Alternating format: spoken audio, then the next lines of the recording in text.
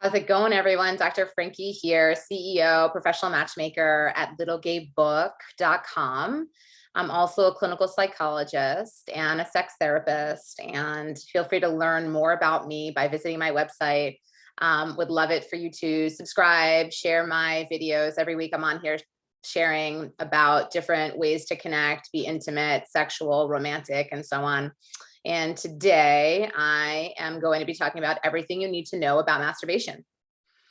Masturbation is a widespread practice and normal. It's a healthy part of any sex life. Many of us started masturbating early in life, even if we didn't know what it was. It's a very popular and safe way to get to know your body. And it also helps to release stress and show ourselves some love and pleasure. Put simply, we masturbate because it feels good and have throughout human history. Relics of items for self-pleasure and lesbian sex have been found from societies as old as we have any record of. Aside from that reason, which is on its own more than enough, masturbation is a key way for many people to connect to their sexual selves, even when single. Learn more about their own bodies, to explain to future partners, and try out new sex acts or sensations in a safe container. How do we masturbate? There are almost as many ways to masturbate as there are people on Earth. Almost no one does it the same way. And here are just a few of the popular ways people get off alone.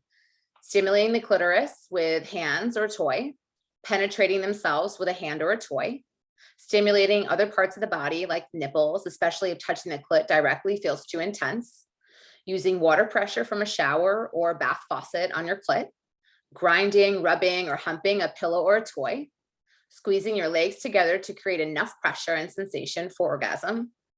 There are even endless variations within these options. Some people only masturbate lying on their stomach, some only in the shower. The list goes on and on. However, you've gotten into the habit of masturbating, you are not the only one. At the same time, however, you or your partner or a friend masturbate is definitely not the only normal way to do it. If you don't masturbate right now or never have, you're also in good company. It's not too late. You haven't been left behind. In 2013, a survey indicated that 43 to 85% of American women have masturbated before. How does masturbation fit into your life? Similarly, there are countless routines people have around masturbation, and none of them are more normal than any other. It can depend on your sex drive, but also plenty of other factors like your energy level, how much privacy you have in your space, and maybe even how much sex you're having with others. It may ebb and flow, much like your sex life with a partner might.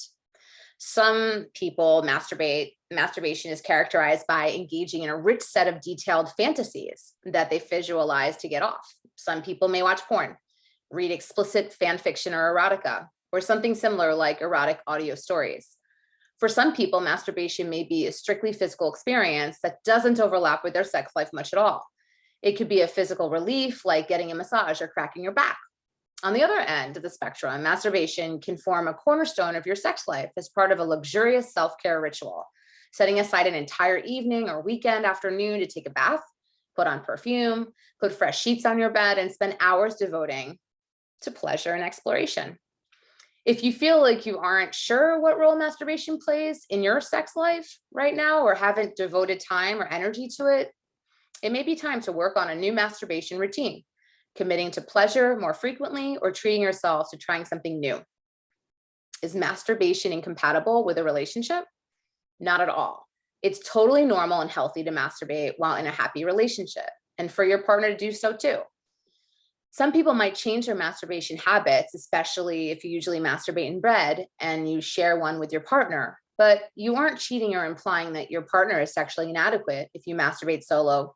Yes, even if you use toys. The reality is that for many of us, masturbation is a private comfort. And while we can learn about sensations and sex acts we want to try with partners, that doesn't mean masturbation is always and only a practice run for partnered sex.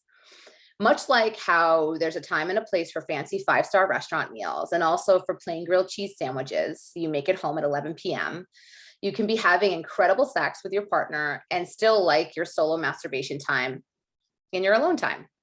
That said, masturbation is also something you and your partner absolutely can share. Mutual masturbation is a really hot and really underrated sex act. It's also very hot to masturbate for your partner while they watch or ask them to. especially if you're long distance. You can also flirt or sex by telling your girlfriend or boyfriend when you masturbate, thinking about them and detailing what you were fantasizing about. Masturbation myths busted. Masturbation makes it harder to orgasm with partners. Nope. You can't use up orgasms, and masturbation doesn't change anything about your body.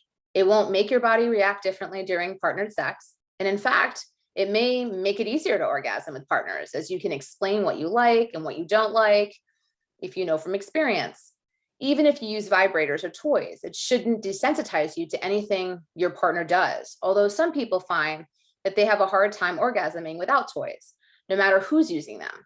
Anecdotally, some people say that if they masturbate the exact same way every time, they have a harder time orgasming with a different technique. But again, this may also be something specific to how a person's body reacts to sensation. Something else to keep in mind, if you're using a vibrator on a regular basis and you are putting a lot of pressure on your clit, for example, sometimes people will describe feeling like they are less sensitized, a desensitization, which definitely can happen. And there are thousands of nerve endings at the clit.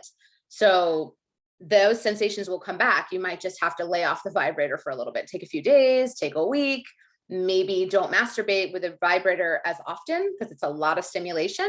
Just decrease it a little bit or have it be more intermittent, and then your body will respond really well to it. You have to be careful not to masturbate too much. That's also not true. As long as you aren't experiencing pain, chafing, or soreness, and it's not impacting your lifestyle negatively, there's no reason you can't masturbate as much and as often as your heart desires. As I mentioned, you don't need to worry about it desensitizing permanently. You might just have to lay off a little bit. Masturbation is related to mental health problems or sex addiction. That's also no, that's ridiculous.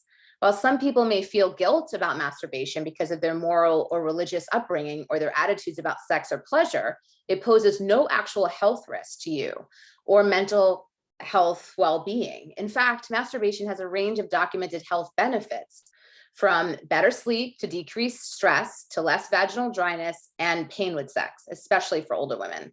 So I want to encourage you all to masturbate, explore your bodies, play with toys, and please share this article, this vlog, and follow. And I will be back next week with another really great vlog. Thanks for tuning in.